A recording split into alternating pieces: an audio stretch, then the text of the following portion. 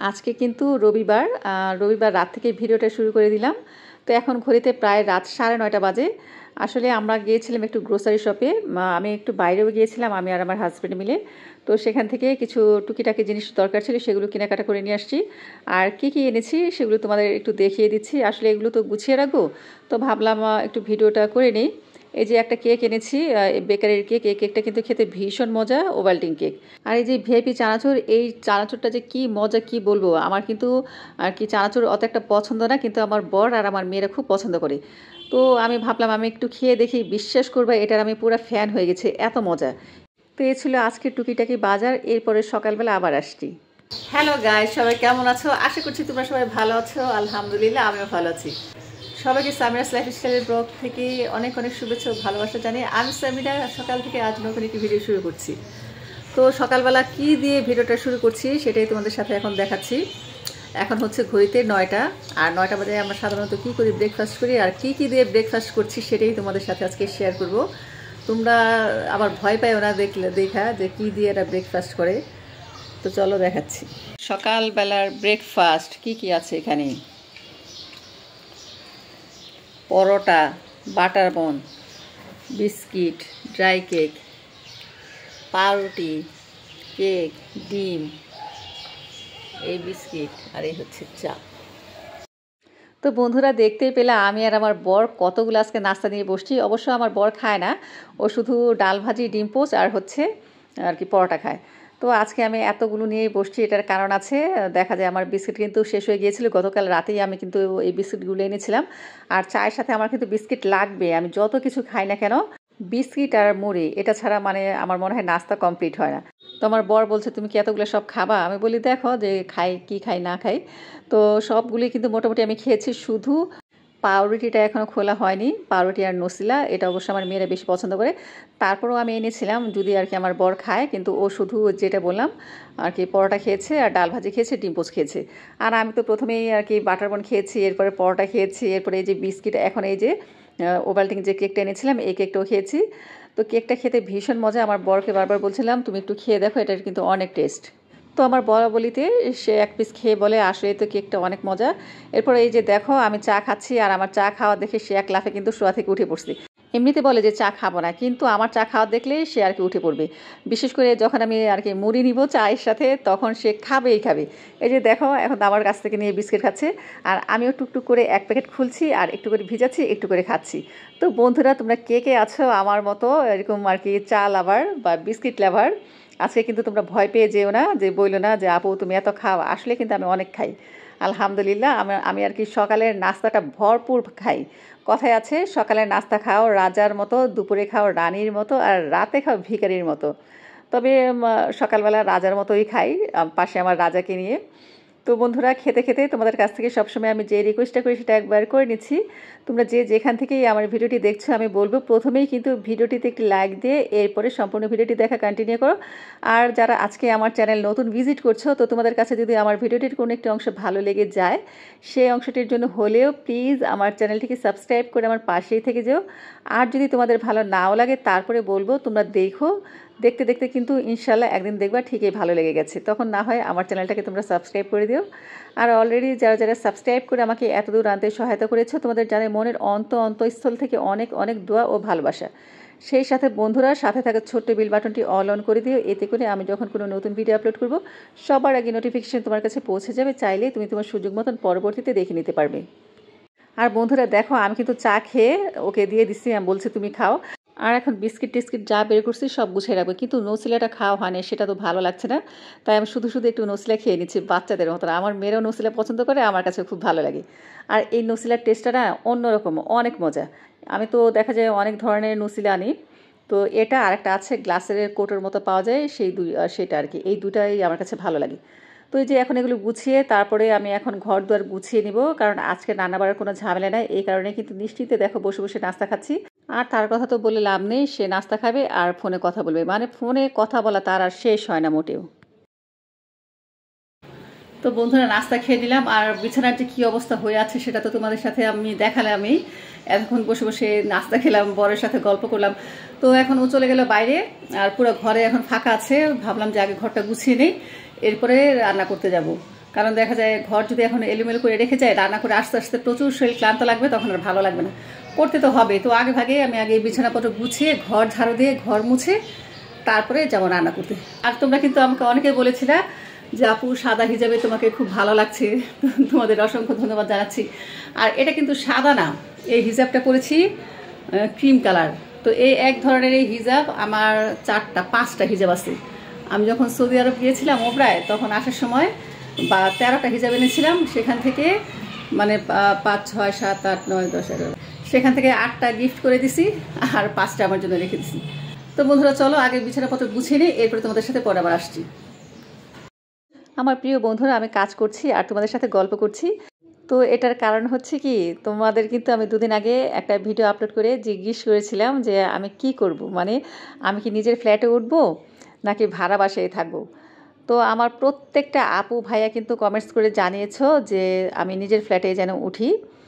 আসলে নিজের ফ্ল্যাটে তো উঠতে সবারই ভালো লাগে, মন চায়, নিজের ইচ্ছে মতন গুছানো যায়।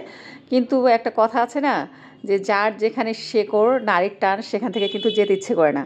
তো আমি থাকি হচ্ছে মোহাম্মদপুরে। দেখো আমি কথায় কথায় কিন্তু বলে দিলাম, আমার অনেকে আপুরে জিজ্ঞেস করেছিলে যে আমি কোথায় থাকি। তো এটা কিন্তু আমার জন্মস্থান, শুধু আমার জন্মস্থান না, আমার বাবা মায়েরও জন্মস্থান।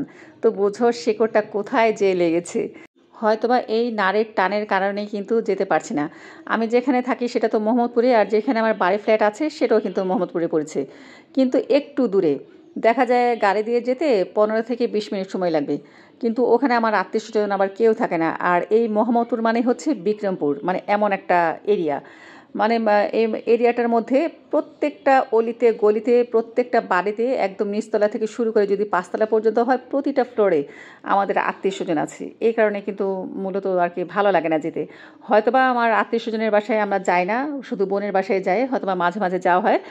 কিন্তু না গেলেও না, দেখবা তুমি তোমার আত্মীয় স্বজন যেখানে থাকে তোমার কিন্তু সেখানেই ভালো লাগবে। তাদের চেহারা হয়তোবা রাস্তায় বের হলে দেখো, কিন্তু তাদের বাসা যাওয়া হয় না, তারপরেও কিন্তু তোমার কাছে সেখানেই ভালো লাগবে। ঠিক আমার অবস্থা এটাই হয়েছে। যেমন আমার বড় বোনও কিন্তু ওখানে ফ্ল্যাট করেছে, কিন্তু যে থাকতে পারে নাই। আমিও গিয়েছিলাম, আমিও যে থাকতে পারি নাই, 2-3 মাস থেকে চলে আসছি। আর এখন তো দেখা যায় জায়গা অনেক উন্নত হয়েছে, প্রচুর বিল্ডিং। আমার মনে হচ্ছে চন্ডিমা উদ্যানটা লাখ লাখ বিল্ডিং দিয়ে ভরা, অনেক মানুষজন এখন। আর আমার ফ্ল্যাটটা এখন একদম মেন রাস্তায়, আমার যে বাড়িটা সেটা একটু ভিতরে, তো ওটা তো ভাড়া দিয়েছি। আর ওইটা ছোট ফ্ল্যাট বলে যাচ্ছি না। একটা আপু কিন্তু আমাকে জিজ্ঞেস করেছিল যে আপু তোমার তো বাড়ি আছে, তাহলে ফ্ল্যাটে কেন। তো সে আপুর উদ্দেশ্যে বলছি, আমাদের জায়গাটা হচ্ছে 2 কাঠা, আর 2 কাঠার মধ্যে কিন্তু আর কি 2টা ফ্ল্যাট করা হয়েছে, তাহলে বুঝে ফ্ল্যাটগুলো ছোট হয়ে গেছে না। তো এই কারণে কিন্তু ওই ফ্ল্যাটগুলো ভাড়া দিয়েছি। আর ওই ফ্ল্যাটেও কিন্তু আমাদের আর কি থাকার প্ল্যানিং করেই 3rd ফ্লোরটা আমি নিয়েছিলাম। ওখানে বড় বড় চায়না টাইলস দিয়ে ডেকোর দিয়ে সুন্দর মতন কিন্তু ফ্ল্যাটটা করেছিলাম। কিন্তু সেই আবার এই যে উঠি নেই, তারপরে যে 2টা ভাগে ভাগ করে এরপর 2টা ইউনিট করেছে, তো ভাড়া দিয়েছি। আর এই যে ফ্ল্যাটও সেম কাহিনী। প্রথমে ভেবেছিলাম যে এই ফ্ল্যাটে উঠবো, এই কারণে কিন্তু 4.25 কাঠার যে জায়গাটা সেটার উপরে আমি আর কি ফ্ল্যাটটা নিয়েছি। আর এটা বিল্ডিংটা কিন্তু 10 তলা, 10 তলার মধ্যে আমি নিয়েছি 5ম তলায়। আর আমার এই ফ্ল্যাটে কিন্তু তিতাস গ্যাস আছে, অনেক জায়গায় কিন্তু গ্যাস নেই। যেমন আমার বাড়িতেই, আমার যে আর কি 7 নম্বর যে বাড়িটা, সেখানে ওই বাড়িতে কিন্তু গ্যাস নাই, এলপি গ্যাস ব্যবহার করে। কিন্তু আমার যে ফ্ল্যাটটা এখানে কিন্তু তিতাস গ্যাস, তো কোনো আর কি সমস্যা হইতো না। এরপর গ্যারেজ আছে, জেনারেটর আছে, সব কিছু আছে, কিন্তু ওই যে সেই কাহিনী ভালো লাগে না, আত্মীয় স্বজন নেই। তো দেখা যাক সামনে কি করি। আর আমার বর আমাকে জোরাজোরি করে না, বলে তোমার ইচ্ছে, দেখা যায় তোমাকে আমি জোর করে নিলাম, কিন্তু তোমার ভালো লাগবে না, সে আবার চলে আসতে হবে। এটা নিয়ে আর কি একটু ইনডিসিশনে ভুগছি। এখানে যদি ভালো ফ্ল্যাট পাই উঠে যাব, আর না হলে দেখা যাক পরে কি করি। আর এই যে দেখো আমার কিন্তু সব কাজকর্ম সারা শেষ। তো বন্ধুরা কাজকর্ম শেষ করে এই যে এখন আমি ফ্রি হলাম। তো যখন ড্রেসিং টেবিলটা মোছা শুরু করছি, অমনি কিন্তু দেখি যে মোবাইলের আমার চার্জ চলে এসে, আর কারেন্ট ছিল না। কারেন্ট যে আসবে না সেটা আমি জানতাম না। সকাল 9টা বাজে কারেন্ট গেছে, যখন আমি নাস্তা খাচ্ছি তখন কারেন্ট গেছে। 9টা না, তখন মনে হয় 9:45টার মতো বাজে, তখন কারেন্ট গেছে। সেই কারেন্ট আসছে 3টা বাজে। তো আমি অফ ক্যামেরায় সব কাজকর্ম গুছিয়ে, রান্না বান্নার আজকে কোনো ঝামেলা ছিল না, এই কারণে ঘরের সব কাজকর্ম করে নিচ্ছি। আর কারেন্ট যাওয়াতে কিন্তু আমার একটু ভালোই হয়েছে, যে কাজগুলো অনেকদিন ধরে পড়েছিল সেই কাজগুলো করছি। তো কি কি করছি সব তোমাদের সাথে দেখাচ্ছি। আমার কিন্তু ঘর মোছা সব শেষ।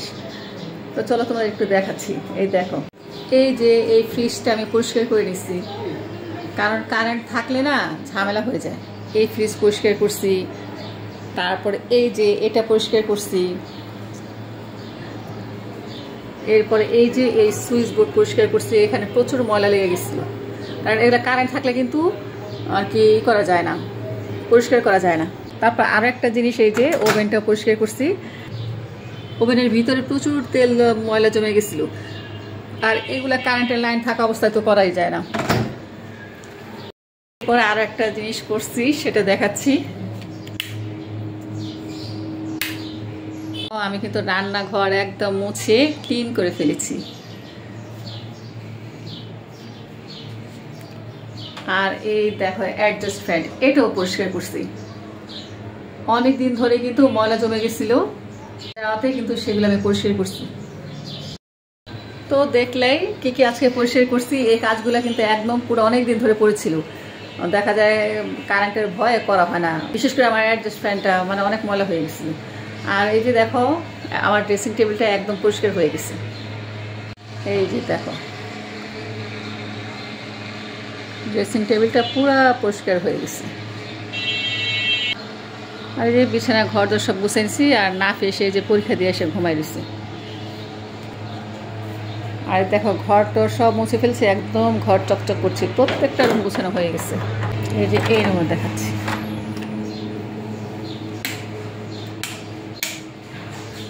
দেখছো সব রুম গুছানো শেষ।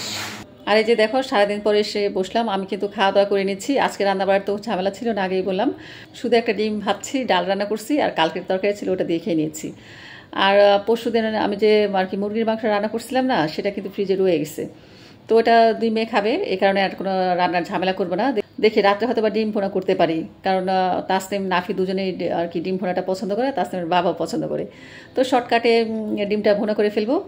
আর এখন কিন্তু অলরেডি 5:45 বাজে। এখন আমি ভিডিওটা শেষ করব, শেষ করে আমি আর কি আপলোড দিব।